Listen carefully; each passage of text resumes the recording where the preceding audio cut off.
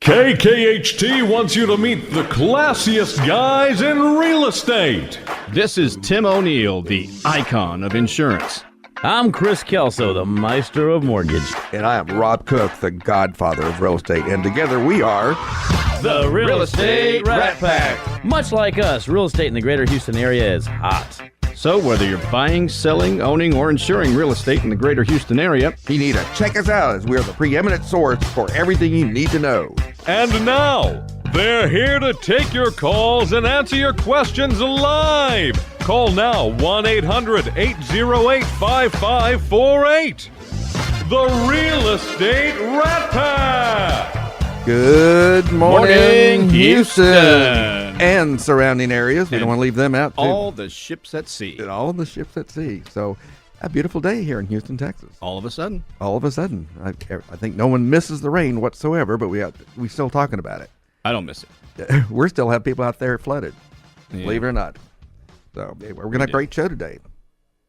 We have Alamo is in the house. We got Susan Longley and Todd Farr, Mr. What's it? Captain Alamo. Yes, I wish you'd worn your uniform. Along with that, we've got Jaime Corona, and also have David. Make sure I say your name correctly. Lavelle. There you go. In the house. So we're going to have a lot of conversation about, and guess our favorite subject is. We're going to talk about real estate today. All righty. And our boy Chris is still out, but he is en route as we speak, and so he will be back next week. And so, Chris, if you're listening to us, we miss you. We're also streaming this live on Facebook, on my Facebook. We've got, there she is now. Susan is our camera person today. So anyway, since no one actually volunteered to go, I'm going to volunteer y'all. So Jaime, we're going to have you up first. This is Jaime Corona, and you are with Keller Williams. Is that correct? Yes, sir. Make sure I get that correct. And which one out there? You're out in Katy. Yes. I'm out in Katy. I'm at Keller Williams Signature. Okay, I'm very familiar with that Joe Rothschild's group. Yes, sir. There, you guys got a lot of folks out there now. So tell us what's going on in Katy.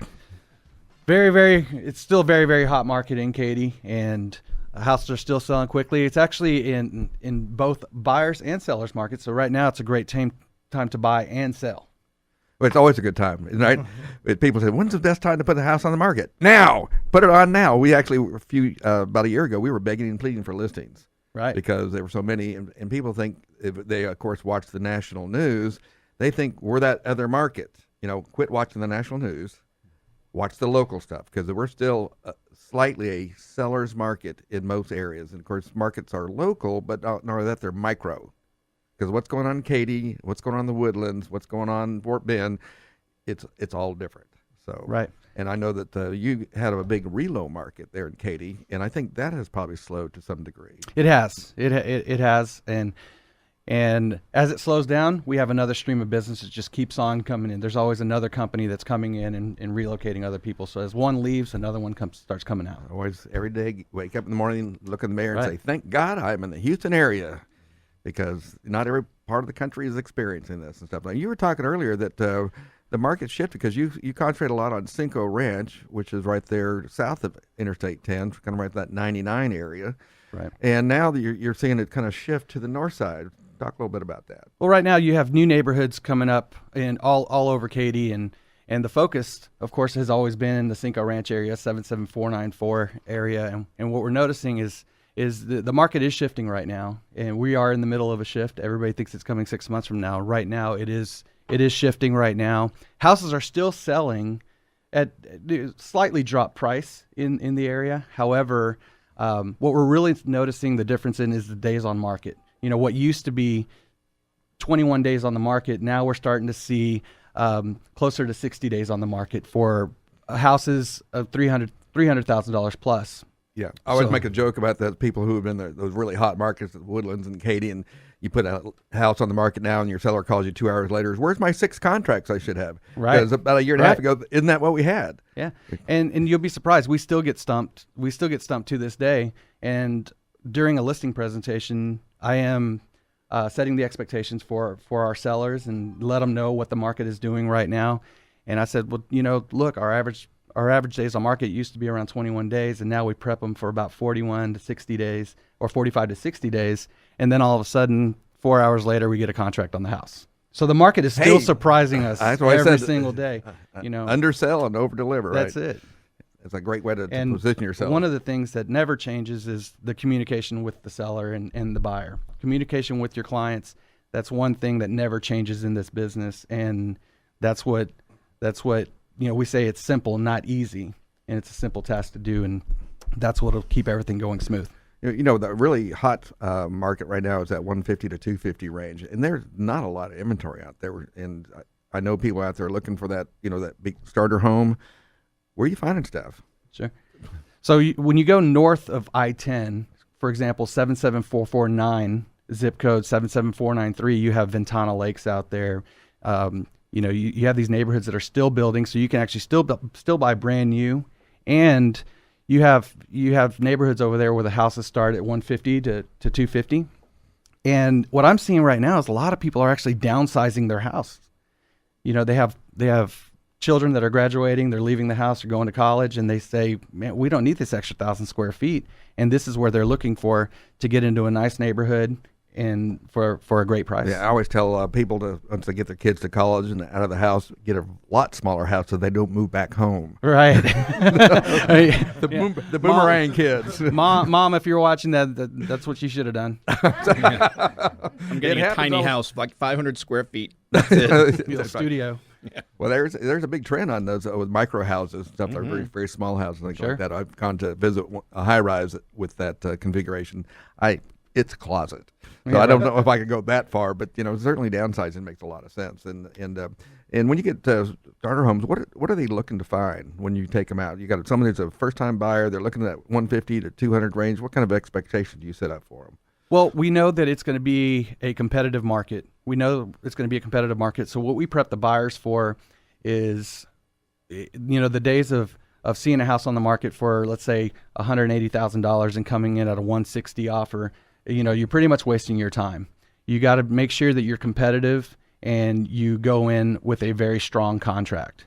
You go in with a very strong offer for somebody to take you serious in that price range, because you're likely going to be competing with other buyers. It's interesting, people, when they come in from other markets, and I've heard this universally from people who work with a lot of the reload people, is that even though we tell them, come in strong, they're coming from another market, they insist, oh no, I'm going to offer $20,000 less. Right.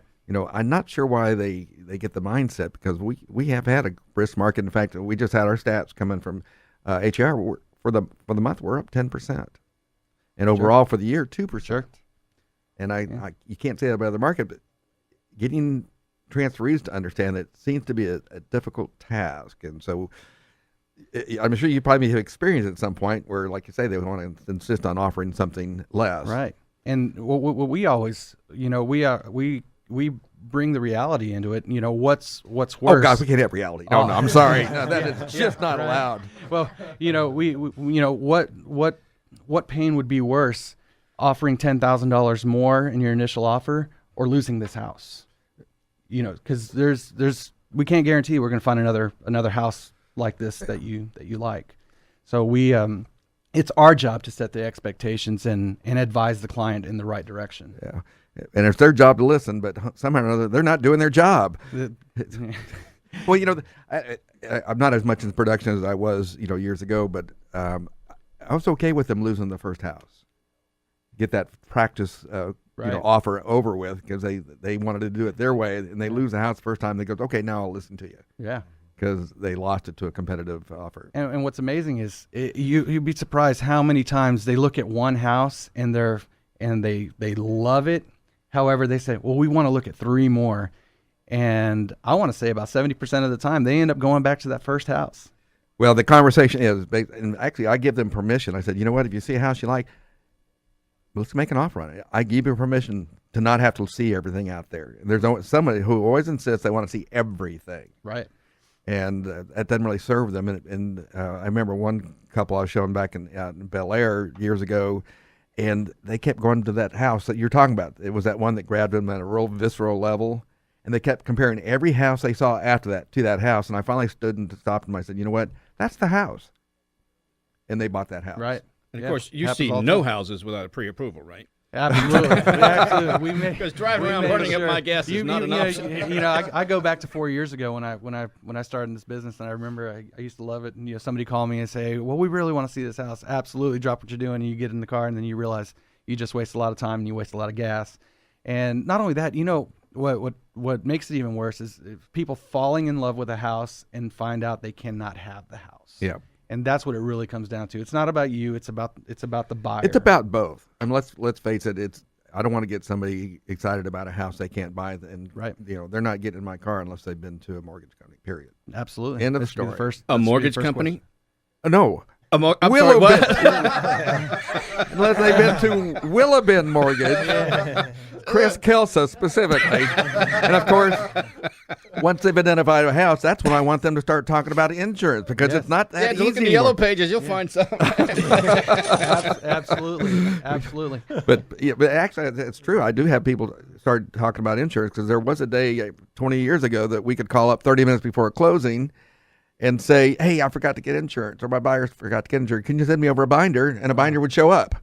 Nowadays, oh no, we got to see the house, and we got to do this, we got to do that. So it's not as easy as being, and plus, it can make a difference on the price, because if there's something on the clue report, it can vary. The insurance ends up being more expensive. They could not. Maybe they're not able to. That's outside their buying limit. So I want that conversation once you've identified a house to be talking with my buddy over there, Mr. Tim O'Neill with State Farm. And get some information about what's this going to cost you. And that happens during the option period. Sure. Absolutely. It comes up because oftentimes when I run the, we have a loss history report that we run as part of the application process that will tell us whether that house has submitted insurance claims. And guess what? Oftentimes we'll find a claim that the seller may have forgotten to disclose. Yeah. Well, we've had that happen on seller's disclosure where they failed. Oh, yeah, well, I know I marked off that I had an insurance claim and got paid, but I didn't do the repair, but I didn't think it mattered. Oh, yeah, usually a roof, right? Because you hand that Sometimes. check over to the homeowner instead of handing it to the roofer. What could go wrong? Mm-hmm. So there's a lot of that going on. But you got that clue report, which is comprehensive loss underwriter exchange. Sure. And that they share a lot of information about previous claims, things like that. And I've even had one that was impacted that they had made an inquiry, never made a claim, and it still showed up in the clue report and still cost the buyer extra money. It was a leak over the header in the garage. No claim was made, but it affected the buyer's ability to get insurance on that. So it's a rugged thing, you guys out there exchanging that information. Absolutely. As a former adjuster, I feel you. I feel your pain. Exactly. I handled many claims and property claims, and that really set me up for what I do now. Like I said, when I walk up to a listing appointment, first thing I do is look at the roof, and I walk in and start talking about the roof, and they're like, "Well, how do you know this stuff?" I said, "I've inspected about 4,000 roofs in my life." Yeah, you said after Ike you had done like 2,500. 2,500, the 12 months after Ike. Saw a lot of blue roofs after Ike. A lot of blue roofs and a lot of different scenarios. And again, I thought that might be the impetus for getting you into the real estate side of the business. It played no part. Actually, my real estate career started with it actually just started with a phone call from a friend saying that she got in real estate, and I asked her how to do it. She told me to go to real estate school, and here I am. Yeah, it's the default career, basically. Well, I can't do this. I can always sell real estate because it's easy, Exactly. right? You only have to work half a day, right? Yeah. You work half days, 8 to 8. I get to make my own schedule. Yeah, when's the last time you made your own schedule? Yeah. Here's the thing: your clients make your schedule. Exactly. Well, tell us how we can get a hold of you. You can get a hold of me at thecoronateam.com. You can go to our website, and you can email me at jcorona@kw.com. That's the letter J. And then my phone number is, of course, it's 832-545-5379.